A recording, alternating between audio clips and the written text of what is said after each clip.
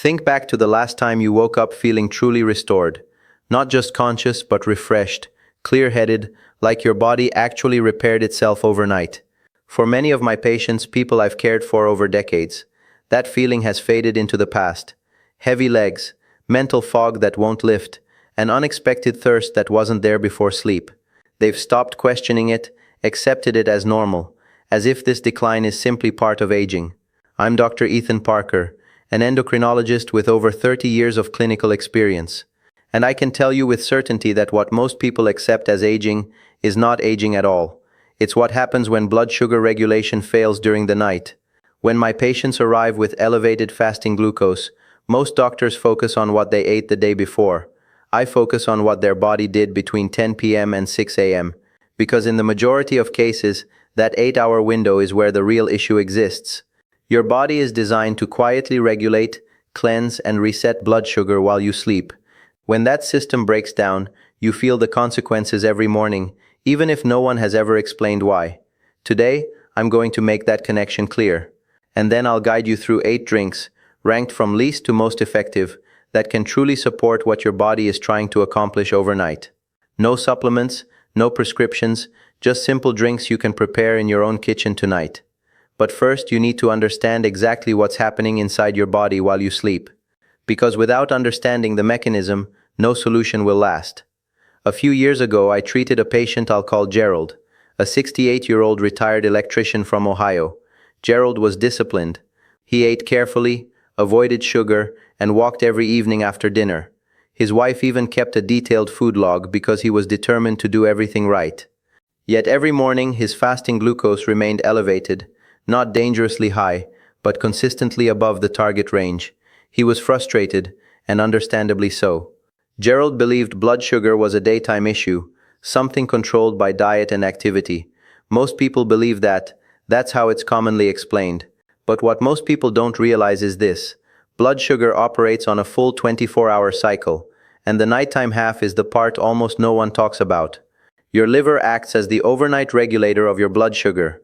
When it functions properly, you wake up stable and clear. When it doesn't, the damage unfolds silently while you sleep through it. So what actually goes wrong, and why does it happen so often in people over 60 with diabetes or prediabetes? The first issue is what I call hepatic glucose overproduction. Simply put, your liver loses its precision. Instead of releasing small controlled amounts of glucose overnight, it releases far too much, flooding your bloodstream with excess sugar that has nowhere to go. This is one of the main causes of elevated fasting glucose in my patients. Not what you ate at dinner, but what your liver was doing at 2 a.m. The second problem only makes this worse. As insulin resistance steadily worsens over the years, often without any clear warning signs, the very cells meant to absorb and store glucose begin to lose their responsiveness. As a result, the sugar your liver releases doesn't get used. It lingers in your bloodstream for hours. Then comes the third factor, cortisol. Most people recognize cortisol as the body's stress hormone, but what they rarely understand is that when cortisol rises too early during the night, it actively signals the liver to release even more glucose. Now you have 3 distinct disruptions happening at once while you sleep, completely unnoticed. Your liver is overproducing glucose, your cells are failing to absorb it efficiently, and cortisol is accelerating the entire process. 3 powerful systems working against your stability, all unfolding silently in the dark. Gerald's issue was never his evening meal. It was his liver function, his disrupted cortisol rhythm, and decades of gradually worsening insulin resistance, quietly compounding the damage night after night. Now here's a critical point that many professionals fail to emphasize, even though it's central to understanding this entire issue. Blood sugar control and sleep quality are not separate concerns. They are deeply interconnected parts of the same cycle. When blood sugar remains elevated overnight, your body detects the imbalance and triggers partial awakenings. Not enough for you to fully wake or remember, but enough to fragment your sleep. You lose access to deep, slow-wave sleep, the phase where true recovery occurs. This is the stage where your body repairs blood vessels, recalibrates hormones, and restores insulin sensitivity for the following day. So elevated nighttime glucose leads to disrupted sleep, and disrupted sleep further weakens your cell's response to insulin. That in turn drives blood sugar even higher the next night, continuing the cycle. I've seen patients trapped in this loop for years before anyone recognized the pattern. They arrive exhausted, their numbers gradually rising, their energy fading, and they assume it's simply age catching up to them. But age isn't the cause. The cycle is. Now let's move to the 8 drinks. I've ranked them from least to most effective, and it's important to understand what that ranking truly means. Least effective does not mean ineffective. It means the mechanism is more limited, the results are more subtle, or the benefits take longer to develop. Every option here is backed by real physiological reasoning, but they are not equal in impact. I'm also going to explain where most people make mistakes with each one, because even the right drink, when used incorrectly, can deliver little to no benefit. Number 8 is spearmint and lemon balm tea. Many blood sugar guides recommend green tea in this spot, and while green tea has its advantages, it contains caffeine. For many individuals over 60, even a small amount of caffeine in the evening can interfere with sleep, which defeats the purpose. Spearmint helps lower cortisol activity by influencing the adrenal system, while lemon balm directly calms the nervous system and has been specifically studied for its ability to reduce nighttime cortisol spikes. When cortisol levels settle, your liver receives a quieter signal, leading to less unnecessary glucose release overnight. 1 cup served hot, about 30 minutes before bed, with absolutely no sweeteners. Number 7 is warm water with apple cider vinegar. The acetic acid in apple cider vinegar genuinely slows the rate at which sugar from food enters your bloodstream. As a mealtime strategy, it is effective, and the research supporting this is fairly strong. However, as a bedtime drink, its role is far more limited. By that time, your last meal has already been digested. There is some modest evidence suggesting it may slightly influence liver glucose handling overnight, but the effect is small and inconsistent. Use 1 teaspoon diluted in a full glass of warm water. Never consume it undiluted, as its acidity can damage both your throat and tooth enamel over time. It deserves a place on this list, but not the exaggerated importance it often receives. Number 6 is cinnamon milk. Cinnamon contains active compounds that stimulate insulin receptors on the surface of your cells, encouraging them to respond more effectively when insulin is present. With consistent use over time, this can modestly improve cellular responsiveness, allowing glucose to move out of the bloodstream more efficiently. When combined with warm milk or oat milk, depending on your preference, the warmth itself enhances circulation and supports more efficient insulin delivery throughout the body. Simple, enjoyable, and genuinely beneficial. But before you grab the first cinnamon you see at the supermarket, I need to pause you there. The cinnamon commonly found in most American grocery stores is cassia cinnamon. Cassia contains a compound known as coumarin. Used occasionally, it's not an issue. But if you're consuming cinnamon milk every night as a long-term routine, coumarin builds up over time, and it can place stress on your liver, the very organ you're trying to support. Ceylon cinnamon, on the other hand, contains the same beneficial compounds with only a fraction of the coumarin. It's widely available online and in most health food stores.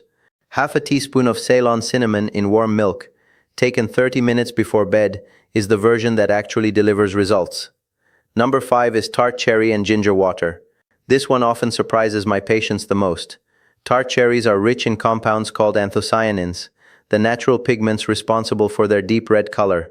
These compounds reduce inflammation specifically within the walls of your blood vessels, and that matters because inflamed vessels interfere with the movement of glucose.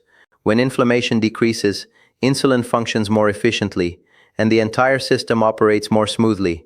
Tart cherries are also one of the rare natural sources of melatonin. Better sleep directly improves insulin sensitivity the next day, meaning you're addressing the root cycle, not just the surface symptom. Adding ginger introduces a third powerful mechanism. Ginger contains compounds that help dilate blood vessels and improve circulation, particularly to peripheral areas like the hands, feet, and legs. For individuals with poor circulation, which is common in long-term diabetes, this effect is often noticeable quite quickly. Now, an important warning. Most tart cherry products in grocery stores are heavily sweetened. Some contain sugar levels comparable to soft drinks. Consuming sweetened tart cherry juice before bed in an attempt to lower blood sugar completely defeats the purpose. What you need is pure unsweetened tart cherry concentrate, 1 tablespoon diluted in water with fresh ginger steeped into it. That's the effective version. Now we move into the top 4, and this is where the real shift happens. The earlier drinks support one or two parts of the overnight system, and they are genuinely helpful. But the top four go further. They target the system more directly, with stronger mechanisms, more substantial research backing them, and more consistent results reported by my patients. If you're going to make one meaningful change after this, choose one from these four. Number 4 is fenugreek and cinnamon water. Fenugreek is surprisingly overlooked in mainstream discussions about blood sugar, which is remarkable given how consistently research supports its benefits. Fenugreek seeds are rich in a specific type of soluble fiber that forms a gel-like substance in your digestive tract. This gel physically slows the absorption of glucose, creating a gradual, stable rise instead of a sharp spike. The effect begins with your evening meal and extends into the early hours of the night. But fenugreek offers more than just fiber. It contains compounds known as furostenolic saponins, which directly enhance how your cells respond to insulin, not by altering the receptor itself, but by improving the internal signaling process that follows activation. In simple terms, your cells receive the insulin signal more clearly and respond more effectively.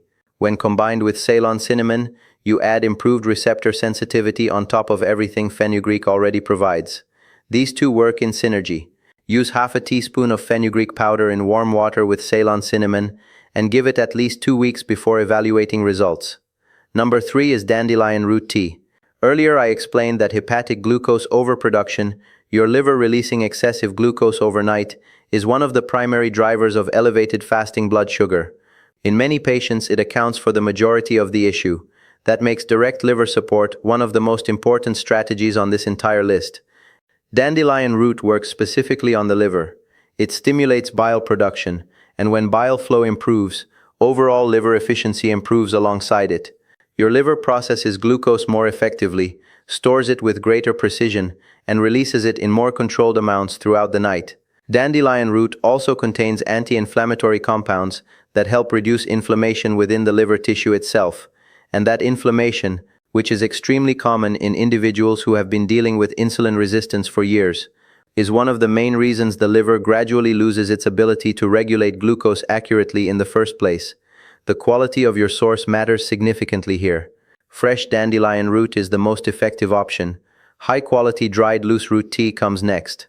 Prepackaged tea bags that have been sitting in storage for months contain very few active compounds and deliver minimal results. 1 cup taken 30 to 40 minutes before bed is ideal. If you are taking any medication that affects liver function, consult your doctor before using it. Number 2 is magnesium water. Magnesium is one of the most overlooked yet critical minerals in metabolic health, and that's coming from someone with 3 decades of experience in endocrinology. What many people don't realize is that insulin cannot complete its signaling process inside your cells without magnesium. It functions as an essential cofactor, a required partner in the entire chain of reactions that follow insulin binding. When insulin attaches to a receptor in the absence of sufficient magnesium, the signaling process weakens, effectively worsening insulin resistance at the cellular level, no matter what else you are doing correctly. Research consistently shows that individuals with type 2 diabetes tend to have significantly lower magnesium levels compared to those without the condition. And when magnesium is restored in deficient individuals, studies demonstrate meaningful improvements in fasting glucose levels and insulin sensitivity. Beyond its direct effect on blood sugar, magnesium also promotes deep slow-wave sleep, the exact phase where insulin sensitivity is naturally restored overnight. Improving sleep through magnesium is not just a side benefit, it directly strengthens the entire blood sugar regulation system. Magnesium glycinate powder dissolved in warm water, taken about 30 minutes before bed, is one of the most effective approaches. The evidence supporting this is strong and consistent. Number 1 is golden milk with black pepper. The most powerful nighttime drink for supporting blood sugar is one that many people have already tried, and most of them experienced little to no benefit. I'm going to explain exactly why, because the reason it failed for them is the same reason it becomes the most effective option when prepared correctly. The key active compound in turmeric is curcumin. Curcumin works across 4 separate systems that are directly involved in what your body is doing overnight. First, it reduces vascular inflammation, the chronic low-grade inflammation in your blood vessel walls that stiffens them and interferes with proper insulin delivery. Second, It enhances insulin sensitivity at the cellular level by influencing the internal proteins responsible for processing the insulin signal. Third, it supports liver function by reducing hepatic inflammation and improving the liver's ability to store and release glucose with precision during the night. Fourth, it strengthens gut lining integrity, reducing the leakage of inflammatory compounds into the bloodstream that contribute to worsening insulin resistance. Four powerful mechanisms driven by a single compound. Nothing else on this list addresses all four simultaneously. So why did your golden milk seem ineffective? Because one critical component was missing. Curcumin on its own has extremely low bioavailability. When turmeric is consumed without black pepper, most of the curcumin passes through your digestive system unused, with very little being absorbed into the bloodstream. As a result, all four of those powerful mechanisms are barely activated.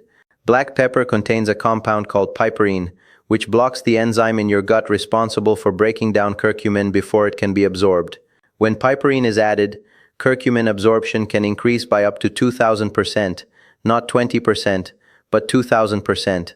That difference is what separates a drink that genuinely supports blood sugar control from one that simply tastes good but delivers almost no real benefit. And yet most people preparing golden milk at home leave out black pepper entirely, simply because no one ever explained how essential it truly is. Now you understand. One small pinch of freshly ground black pepper, that's the critical difference. Here's the exact recipe.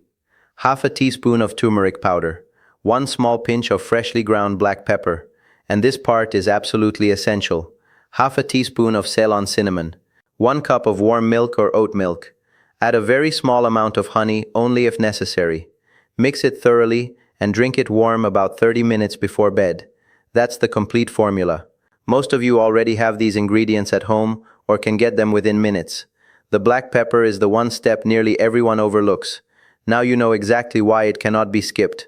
Here's what I want you to do next. Choose one drink from this list. I recommend starting with properly prepared golden milk and committing to it for 30 consecutive nights, at the same time every evening. No skipping, no exceptions. Then pay close attention to 3 things when you wake up: how quickly your mind becomes clear, how your legs feel when you stand, and whether you're waking up less frequently during the night. These are the earliest signals that your overnight metabolic system is beginning to improve. They often appear within the first 2 weeks, well before any lab results change. The nighttime hours are not inactive. They are the most metabolically active phase of your entire day. How you feel in the morning is a direct reflection of what your body accomplished while you were asleep. Most people have never had this explained to them in a clear way. I'm Dr. Ethan Parker. Subscribe, because in the next video, I'm going to reveal the one nighttime habit that quietly raises blood sugar, even in people who seem to be doing everything else right. Most individuals have no idea they're making this mistake. I'll see you in the next one.